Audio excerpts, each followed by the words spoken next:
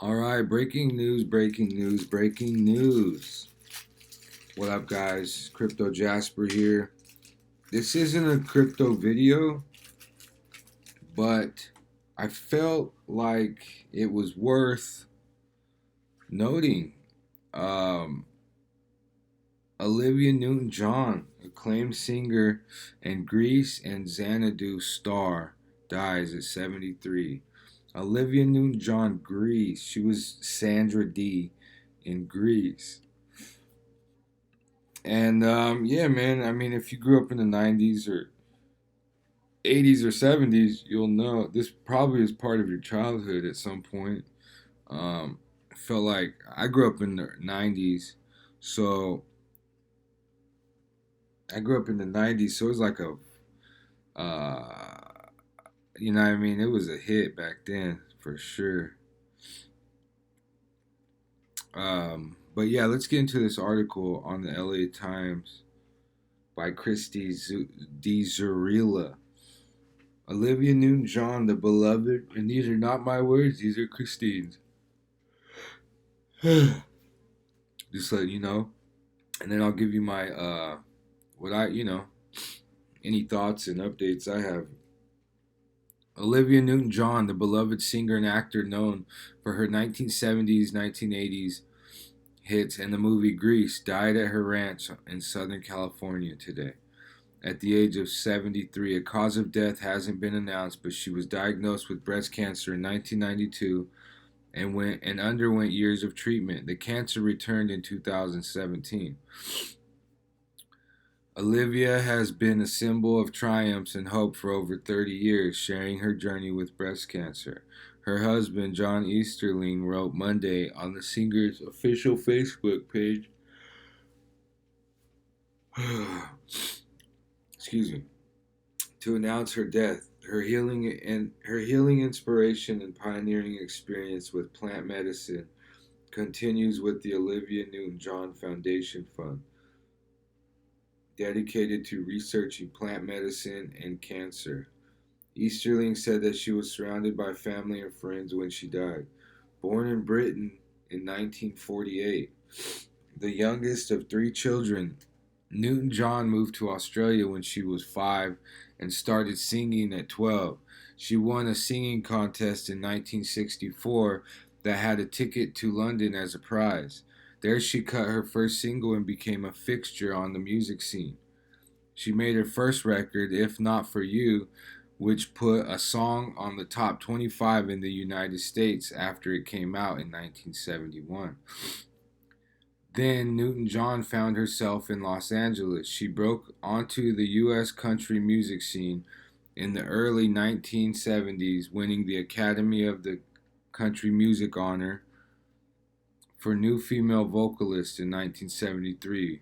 Once her career took off, it was for nearly a decade unstoppable. The Grammys came quickly. She won Female Country Vocal Performance for Let Me Be There in 1974 and Pop Vocal Performance and Record of the Year for I Honestly Love You in 1975.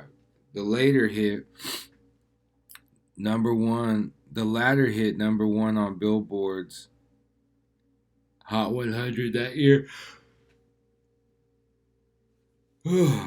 Excuse me. Ahead of Have You Ever Been Mellow that year.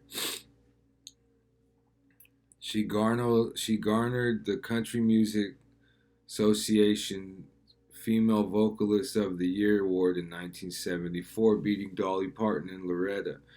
She was on TV specials and opened for Charlie Rich, the Smothers Brothers, and Don Rickles in Las Vegas.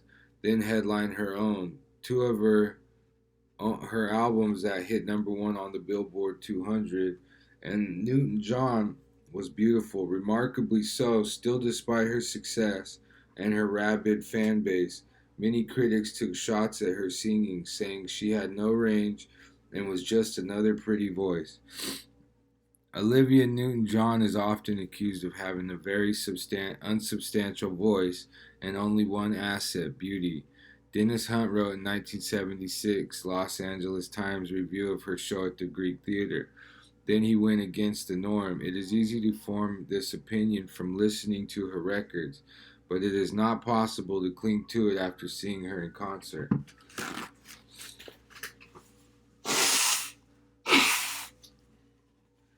Other stories mentioned a need for more security when she played in Vegas. If the men in the audience get any more enthusiastic than they were at one midnight show. There was also the nice thing, the innocent thing. The only nasty thing people could find to say about Newton John is that she's too nice. The Times wrote in 1977, while Newton John was in production on her first big budget film, her Sandra Diaz part in Grease will do nothing to change her goody image.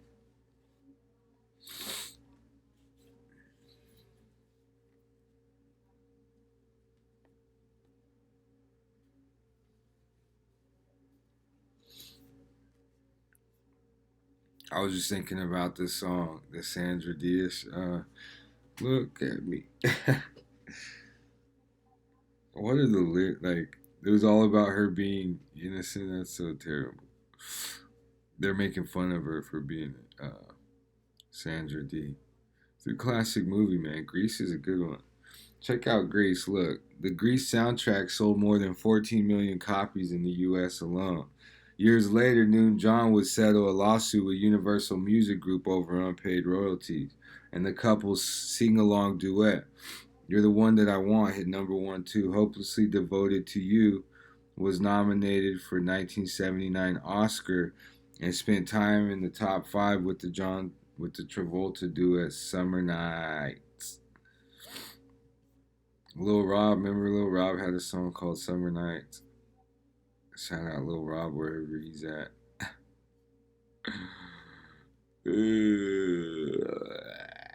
Then the 90s arrived, bringing them with the 1991 bankruptcy filing for Koala Blue and the 1992 breast cancer diagnosis for Newton John. She fought back with chemotherapy, a partial mastectomy, and breast reconstruction, and tried not to let her daughter know what was going on, but a friend had let it slip.